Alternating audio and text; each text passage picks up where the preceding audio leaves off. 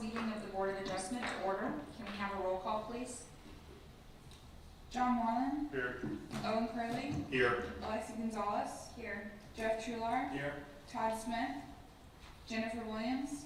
Here. Matt Metz. Here. Thank you. The Board of Adjustment meetings are quasi-judicial in nature. All decisions of the board will be based on competent, substantial evidence, including testimony provided in this meeting. Any person who is not an applicant or agent who wishes to speak will need to fill out a speaker's card located on the side table by the door and turn them into the clerk. Each member of the public will be given 3 minutes to speak on each item once we open the public hearing. Please refrain from speaking from the audience, and applause or cheering will not be allowed. Lastly, please silence your cell phones. All right, moving on to approval of minutes. These are the minutes from our last February meeting, not our last actual meeting, which was in March. So if everybody could review or has had a chance to review those, I would gladly entertain a motion to approve.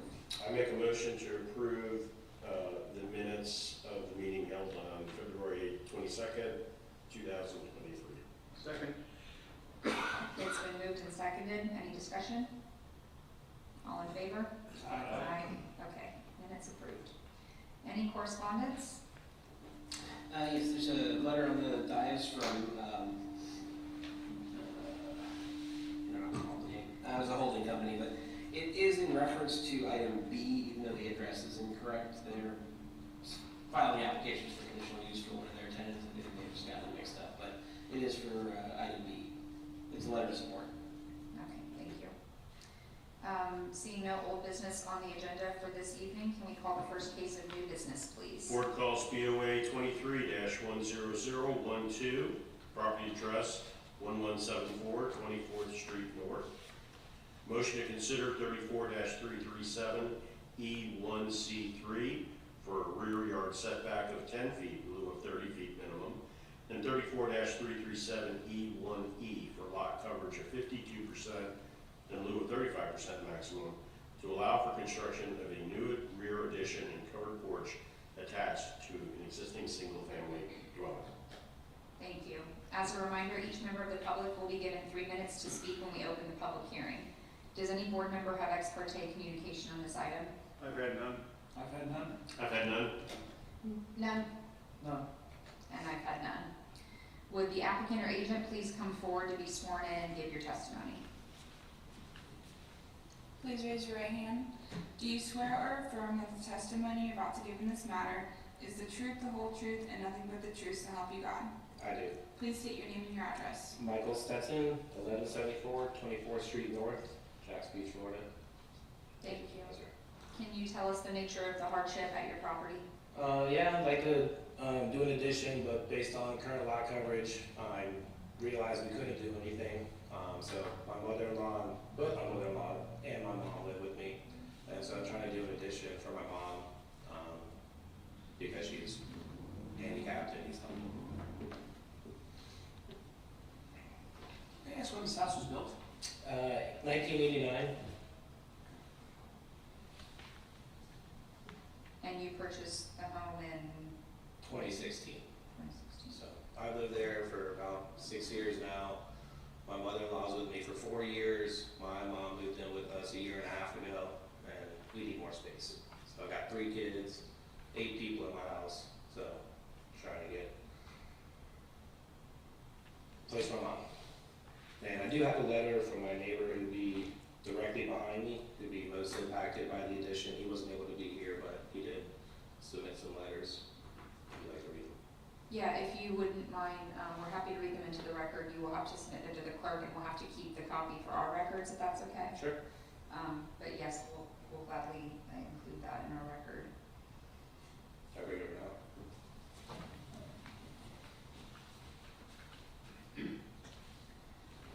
I assume when you reviewed it with, you realized that your lot is conforming to size, Correct. and actually larger than conforming, 7641.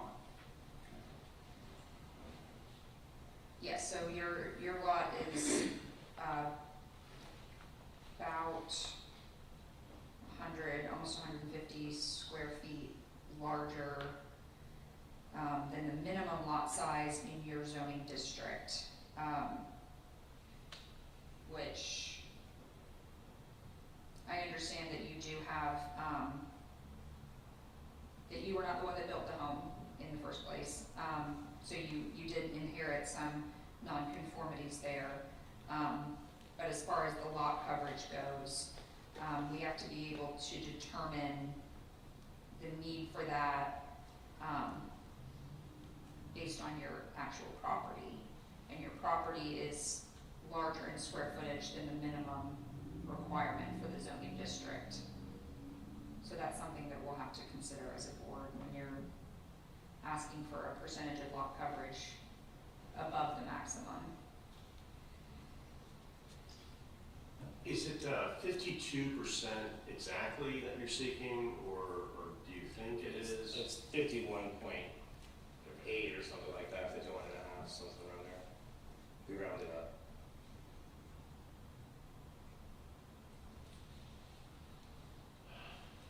Any other questions for the applicant at this time? I know your request is based on, again, you're trying to recognize hardship, but you say you have quite a large number of people number. You also have a screen room, which is not conditioned space, so that's just something you would just like to have for that purpose, just a screen room. Yeah, I mean, my mom is very handicapped, so it's difficult for her to walk on uneven terrain. So I just want a place for her to walk outside and be safe. It looks to me as though the addition that you're talking about has both a covered screen and an air-conditioned addition. Do either one of those exist at the present time? No. And I know that right currently you're not conforming at 39 and change.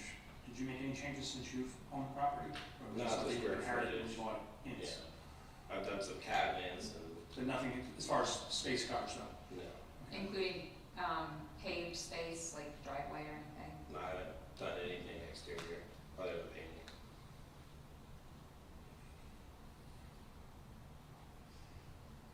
Is there any possibility for you to achieve what you're trying to do with less lot coverage? So initially I thought about going second story, but I guess 3 challenges were, my mother can't access that second story, so that really limits, I guess, the access. The second thing is we'd have to move out of the house to do that, and that's a huge challenge for my family. And then once we realized when we did the survey, we were already over lot coverage. It's more economically feasible to try to stay 1 story if we can. So that's why we tried to do the 1 story approach, because really I wanted to be able to access that area, and it just makes more sense. Is there a reason why the other family members couldn't move upstairs and your mom stay downstairs? They could, essentially that was our game plan, to do with my daughters, to move upstairs, but then, you know, a good section of my house is inaccessible. Just my mom and my mother-in-law, they both wouldn't be able to get up there. Do you think, just through the board, I think we're just trying to identify the hardship, and that's where I think we're struggling as a board to say, where's our hardship here? I mean, here, you're with the family, but I mean, a hardship has to have to do pertinent to the land itself. So we're trying to get to this now. Did you explore reducing lot coverage by changing your driveway? We haven't yet. After meeting with Christian, we did remove some coping and some stuff to the pool to try to reduce lot coverage. I mean, we can always narrow driveway, I guess, a little bit. I haven't explored all options on driveway, I guess. I've got a question for you. He's asking for a 10-foot setback in the backyard. And the existing conditions in the stamp report says that all setbacks are conforming. Correct. Currently, the rear yard setback is at 30 feet. Those stairs would encroach. The new addition would be here, and that would move 10 feet to the rear with the new addition attached. So the existing condition meets the setbacks, the proposed would not. Would not, okay.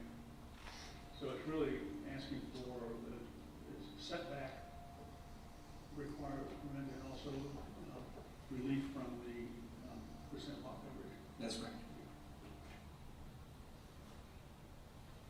What's the current square footage of the home? 1890, just under 1900.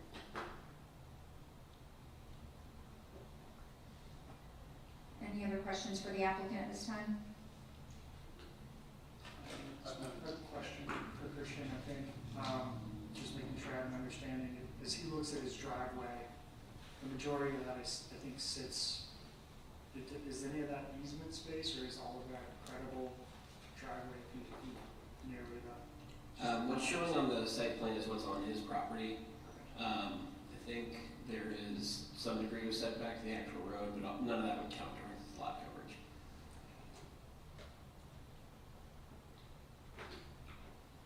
Any other questions for now? Okay, hearing none, you can take a seat for the time being, and I will open the public hearing. Do we have any speakers cards? No speaker cards. Is there anyone in the audience who has not filled out a speaker's card who wishes to speak on this item? And if so, please fill out a card before you leave. Okay, hearing none, I will now close the public hearing and bring sorry, we have the letter from the neighbor that will be read into the record. So this is a letter from Keith A. Moody, 1182 North 24th Street, Jacksonville Beach, Florida 32250, to the Department of Planning and Development. This letter is to inform the Planning and Development Department the following. We have no issues with the setback being requested by the Stetsons. The setback of 10 feet will in no way impact our property now nor in the future, as the distance from our fence to our garage is 49 feet, making it a combined 59 feet from the edge of the proposed addition. This addition will only help property values in our neighborhood. Thank you, Keith A. Moody. Thank you. I will now close the public hearing and bring the item back to the board for discussion. Is there a motion? I make a motion to approve BOA 23-10012 with lot coverage of 40% based on the testimony and evidence provided. The request has met all the standards for variance as outlined in section 34-286 of Land Development Code. Second. It's been moved and seconded. Is there any discussion? I'd like to point out that the motion that Owen made is based on staff recommendation approving 40%, which is approximately what the homeowner is at currently, and would not include additional lot coverage for his proposed addition. This will correct the nonconformities of the house, correct? Correct. Don't really have hardship, so to go beyond that.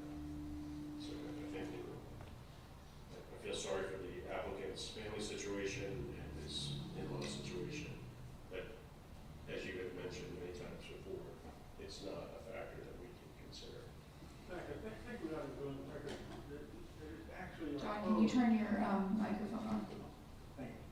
I think I'd like to go on the record that the Land Development Code actually prohibits the use of family reasons and health reasons and so on as legitimate signs for hardship. Correct. Granted, they are a hardship for the owner, but they are not a hardship as far as the board is allowed to consider. Right. Any other discussion?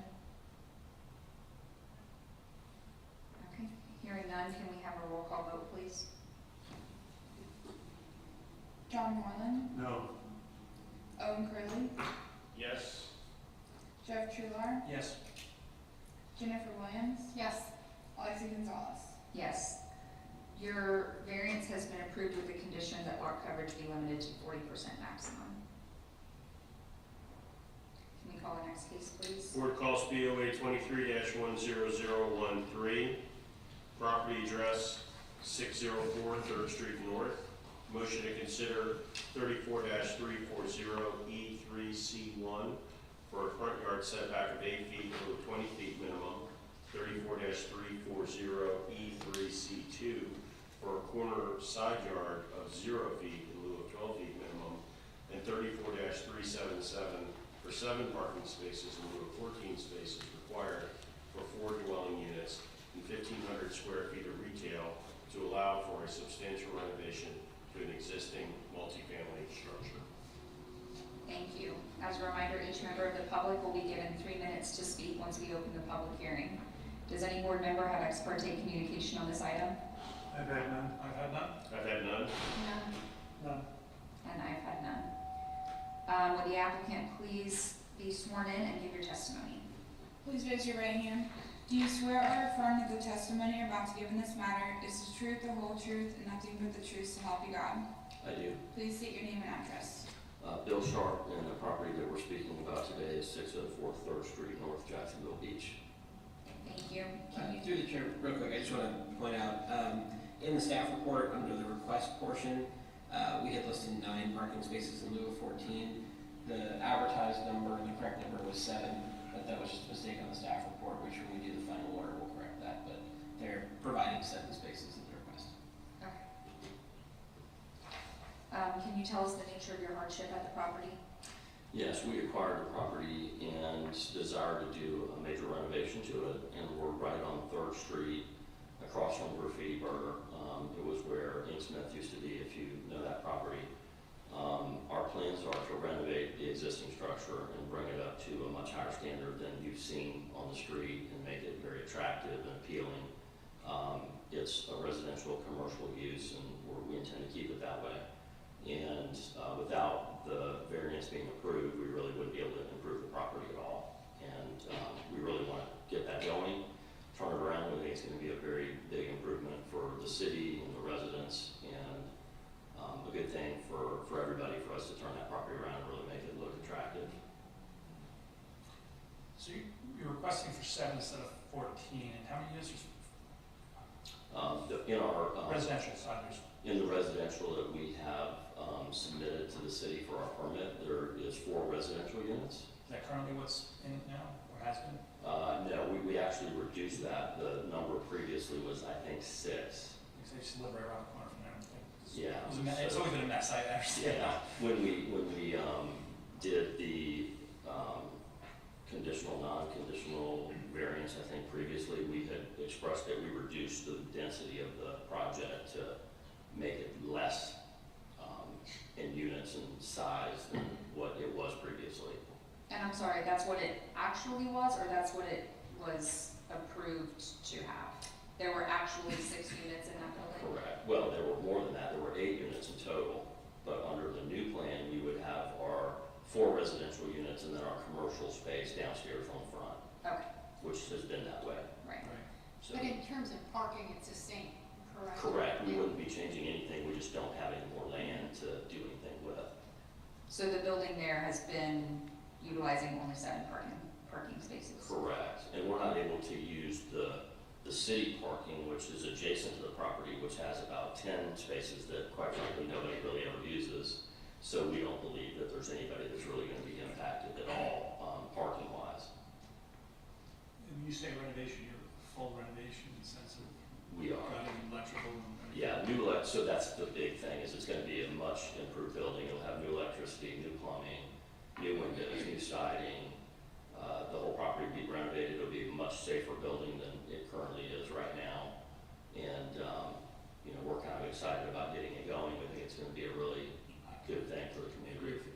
Would you be, I know the building's pretty old, would you be opposed if we connected this variance to the building? If the building was, say, torn down, or would not, this variance not carry forward, I guess my question is. Would you do that much substantial renovation? I said, it was just something, we look at some of these older buildings, that we don't try to carry variances forward if the building's ever to change, like demolished. Yeah, I would definitely like something that allows us to continue with that property if something did happen to it, as opposed to pull that away from us, if that's what your question Yeah, is. it's just the kind of question we talk about. Yeah, I would like that. I think that it would, because if you didn't give me that ability to kind of keep the property going, I don't know that I'd be able to do much with it. You'd be That's fine, we strict. got to our conversation. Yeah. And just for your knowledge, when we approve a variance, it implicitly carries with the life of the property. If we wanted to, we can condition it depending on certain circumstances, to only carry with the building as it exists. I would like for it to carry on. I think if you didn't do that, you would make a marketability issue for me moving down the line. It would make it less advantageous for somebody that might want to purchase it and continue on. It's just we don't try to carry a hardship. Well, if you would then self-impose a hardship, if somebody tear it down or rebuild it, would happen. We're trying to spend both sides. I Yeah. respect your thoughts, that's why I want to bring it up Yes, and thank get you. a conversation about it. Mhm. And you mentioned maintaining the retail space. Mhm. Do you have any idea what type of business would go in there at this point? I mean, I think that there's a lot of different businesses that would be interested in that space based on the location. It was a tattoo parlor before that, and so there were retail people coming in and out of that space for tattoos. I don't think that that would be an unusual request for the next tenant. I think it could be used for office space. It could be used for a lot of different businesses that want to be there, and that's one of the appealing things of the site and the location is it's right there on 3rd Street. Right, the reason that I ask is that if we're only, if we were to approve 7 parking spaces, that's already less than 2 spaces per dwelling. So then any customers of the retail space, it's kind of limiting that even further. So, but of course, you know, retail tenants can switch, so it can be a certain kind of business where maybe they're appointment only, or it's, you know, 2 people working in an office versus like a restaurant where there's 20 people in there at any given time. Yeah, and again, that's part of the reason why I'm here, because I can't really change my parking count. Right. The one thing that is a plus for the area and the property is that not only in right beside our building is there the parking that is the city's parking, but immediately across the street, which is where Bug Out is, they have the identical amount of parking right there that, again, is rarely being used currently. So I just can't, and if it's residential, those people during the day are going to go to work and free up parking spaces, and then when the people are working in the commercial space, then that's when those people are going to be coming, and I wouldn't think somebody at nighttime would be coming and probably causing a problem for the space. And, sorry, through Christian, how do we know what the volume of business would be? We've had this conversation before from the broad shop to other, is there any square footage or? Yeah, so we use what is referred to as the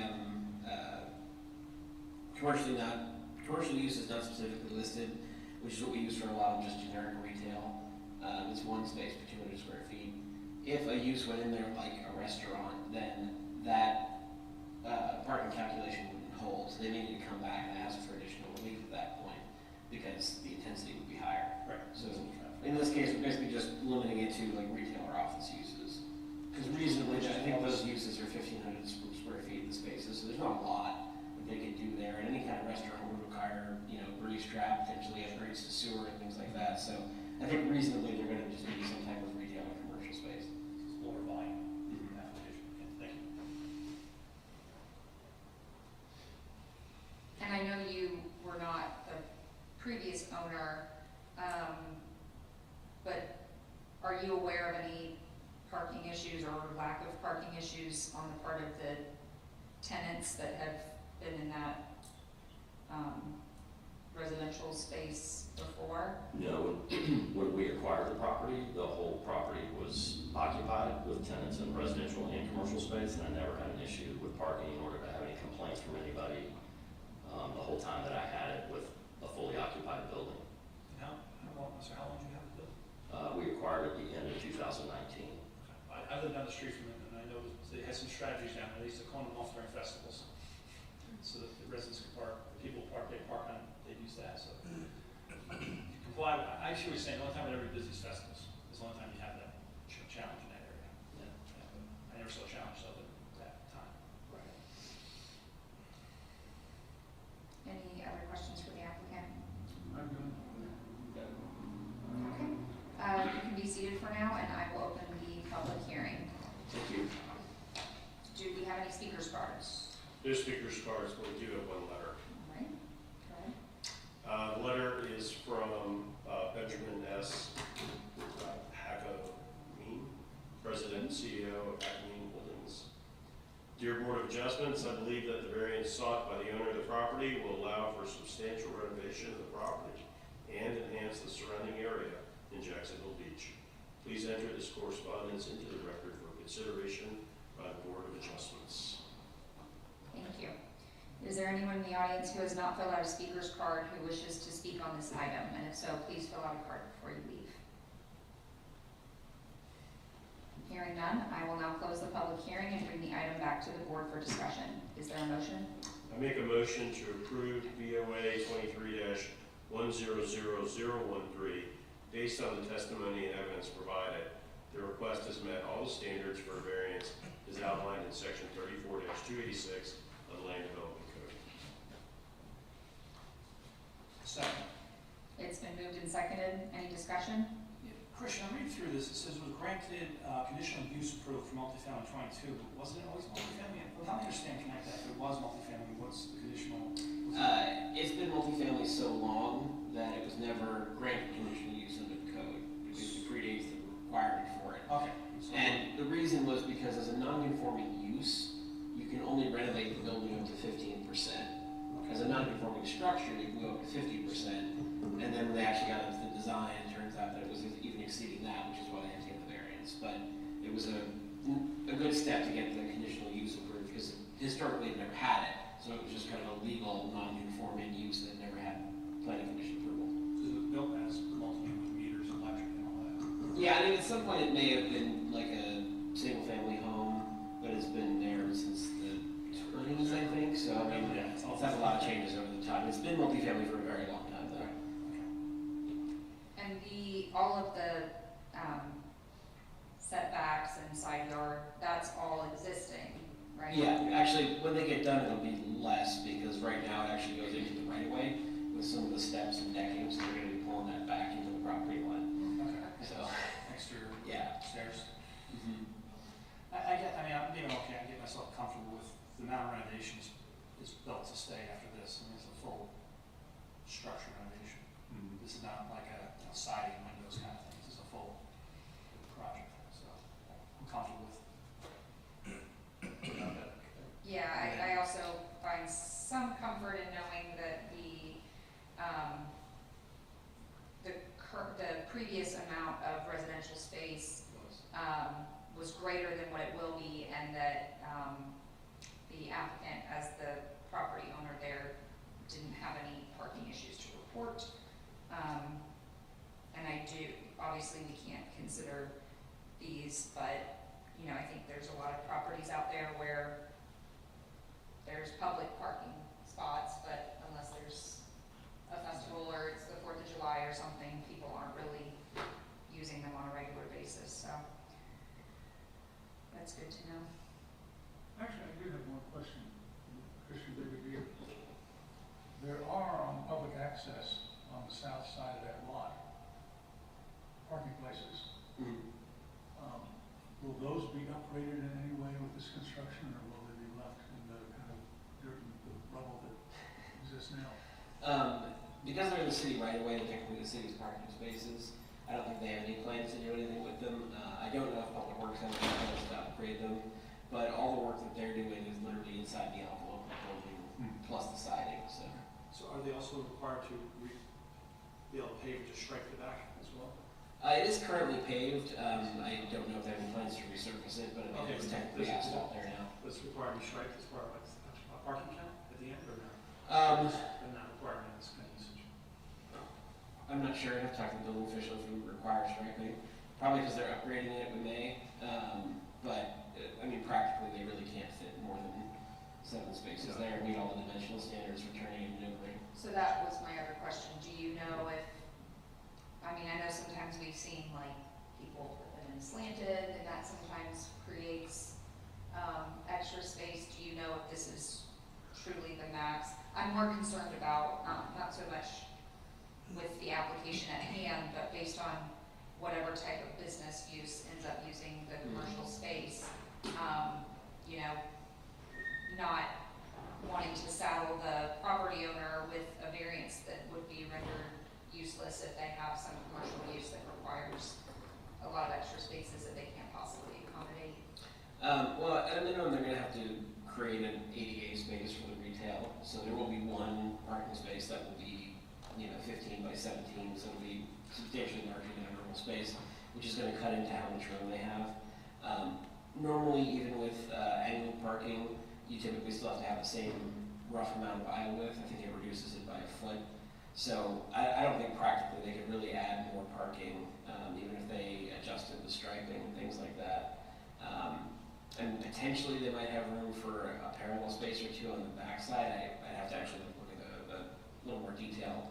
But my recollection is doing traditional 90-degree parking or even 60-degree parking, that they really only have room for about 4 spaces. Or 8 spaces. From what it looks like over here, they already have they have them kind of grid Yeah, marked I off. think 4 and 8 if they were normal sized, 7 if you do the ADA space. Okay. Any other discussion? I'm not. Okay. Can we have a roll call vote, please? Owen Crowley, Yes. Jeff Shular, Yes. John Moreland, Yes. Jennifer Williams, Yes. Alexi Gonzalez. Yes. Your variance has been approved. Can we call the next case, please? Board calls BOA 23-10014, property address 412 13th Avenue South. Motion to consider 34-377E1C2 for a combined side yard setback of 6 feet in lieu of 15 feet minimum, with a 1-foot setback along the western property line, 34-337E1E for lot coverage of 41% in lieu of 35% maximum, to allow the conversion of an existing carport into a garage and the expansion of an existing driveway to a new garage attached to an existing single-family dwelling. Thank you. As a reminder, each member of the public will be given 3 minutes to speak once we open the public hearing. Does any board member have ex parte communication on this item? I've had none. I've had none. I've had none. None. I've had none. And I've had none. Would the applicant or agent please come forward and be sworn in and give your testimony? Please raise your right hand. Do you swear or affirm that the testimony you're about to give in this matter is the truth, the whole truth, and nothing but the truth, so help you God? Yes. Please state your name and address. Jerry Dakota, 412 13th Avenue South, Jacksonville Beach, Florida, 32250. Thank you. Can you tell us the nature of your hardship at the property? Yes, currently we have a carport. We want to turn into a 1-car garage. The carport is very slim. We're requesting a 1-foot setback. To the property to the right, the side road is currently abandoned by the city of Jax Beach for the past 30 years. My neighbor's been living here for 30 years. Spoke with him. He doesn't mind it at all. He'd be the one most affected. Purpose, my wife is pregnant, starting a family, more storage, increased property value. I think we do recognize the size of this lot is narrow and smaller than a conforming lot. So part of the hardship as well. 15 feet narrow. So, can you, Christian, can you go to the bird's eye, or like the Google Maps view? I do have pictures on my phone, if that helps at all to see the actual property. That's okay. So if we're looking at the photo to the left, is that the property you were referring to? Correct. It's been abandoned? Yes. Okay, and that's where your 1-foot setback would abut? Correct. Okay, And you can see the debris and trees and vines instead of a paved road. and the vegetation there, you won't have to, are you gonna take that out? I might, just because the vines in the back do encroach my backyard or the fence. I think I will. Christian, can you speak to what that property is next to it? We're talking to the west. Yes. Give me a second. Any other questions for the applicant while Christian looks it up? I've none. Did I see you spoke to your neighbor? Yes. You just said you spoke to your neighbor? Yes.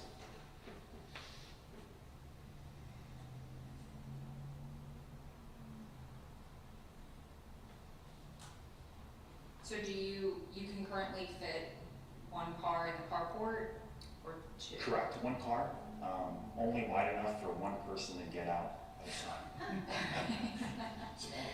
Very small.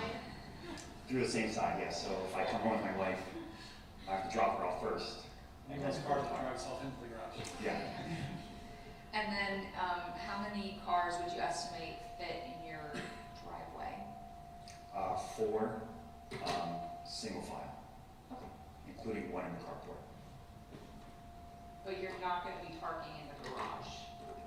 You're gonna be using the garage. More for storage. Yeah, I'd like to be able to put some things in there, and maybe in the case of a hurricane, I can put 1 car in the garage at least. Yeah. So, once the carport is enclosed, it would be room for 3 cars in the driveway? Yes. Okay. Any other questions? I've done. Okay.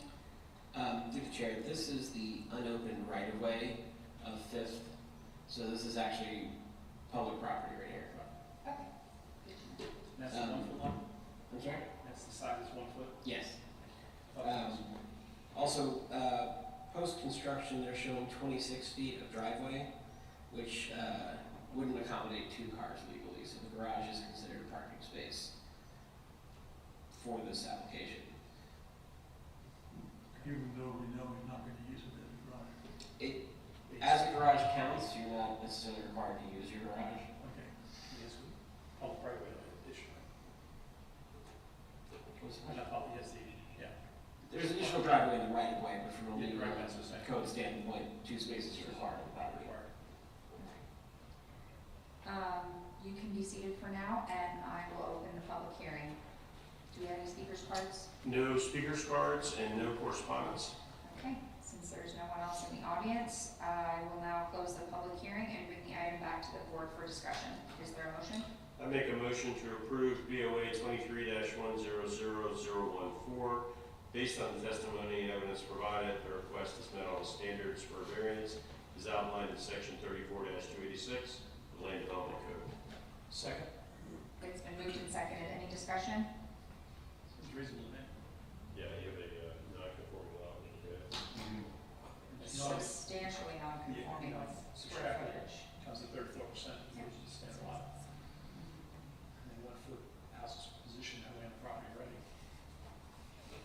Through the chair, I just want to make a quick correction. In the staff report under existing conditions, it's listed as a legal conforming lot of record. It is a non-conforming lot of record. That's what I saw.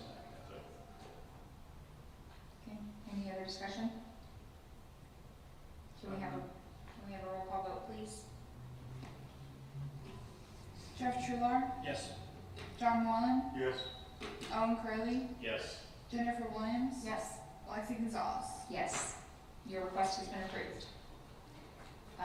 We have one more case, but there's nobody else here.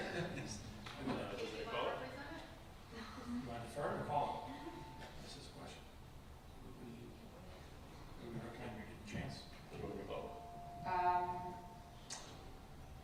Yeah, let's call the next case. Decide.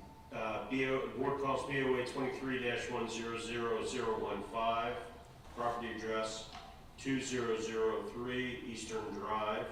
Motion to consider 34-336E1C1 for a front yard setback of 21 feet in lieu of 25 feet minimum. 34-336E1C2 for side yard setbacks of 7.3 feet along the northern property line and 7.2 feet along the southern property line in lieu of 10 feet minimum. 34-336E1E for lot coverage of 41% in lieu of 35% maximum. 34-336E1G for an accessory structure setback of 1.9 feet along the northern property line in lieu of 5 feet required. And 34-373D for a parking area setback of 0 feet in lieu of 5 feet minimum along the southern property line to rectify existing nonconformities and to allow for a front porch addition to an existing single-family dwelling. Thank you. Christian, were you aware that the applicant or agent would not be here? No, I have no idea. Okay. Then I think it might be wise to move to defer to the next available meeting. The next meeting is April 4th, and we only have 5 cases, so we can move it to that one. Okay, and it would appear on the, under old business? Yes. Okay. Have to repost it though? No, as long as it's continued date specific at this hearing, there's no need to re-advertise it. Anyone who is concerned is here or was made aware of the year tonight, so. Okay, I'll make a motion to postpone BOA 23-100015 to the next scheduled meeting on April 4th, 2023. Second. It's been moved and seconded. Any discussion? Okay, can we have a roll call, please? John Moran, Yes. Owen Curley, Yes. Jeff Truler, Yes. Jennifer Williams. Yes. Alexi Gonzalez. Yes. So this case will be heard during old business at the April 4th meeting. Okay, moving on. Planning Department report. We will now have 6 cases at the April 4th meeting. Also, we're probably going to be scheduling the next round of workshops for the Land Development Code and Comp Plan in May. So we don't have those dates yet, but we will be doing probably another joint one with you guys and the Planning Commission as well. Is there any sort of, it's probably way too soon to tell, but any sort of rough timing estimate of when any revisions will start to be made and even possibly adopted to the LDC? So the plan right now is the next round of workshops will basically be presenting all the issues and potential ideas for solutions that the consultants and staff has come up with. From there, they will actually take a pretty substantial period of time to draft the new comp plan and the development code with proposed changes and solutions, and then that would go through the adoption phase. We're estimating about 3 months for that period. It should be towards the end of this year. It may push into early next year, depending on what kind of turnout we get and how much time the council spends going through the drafts and coming up with output changes. So I would imagine later this year, towards the end of the year, we'll have full drafts for everybody to look at. That's kind of like we did the information gathering. Now we're going to kind of get the feedback on the ideas, and then they're going to take all that data and start putting out actual written concepts for staff to review, and then go to you guys and the council. Thank you.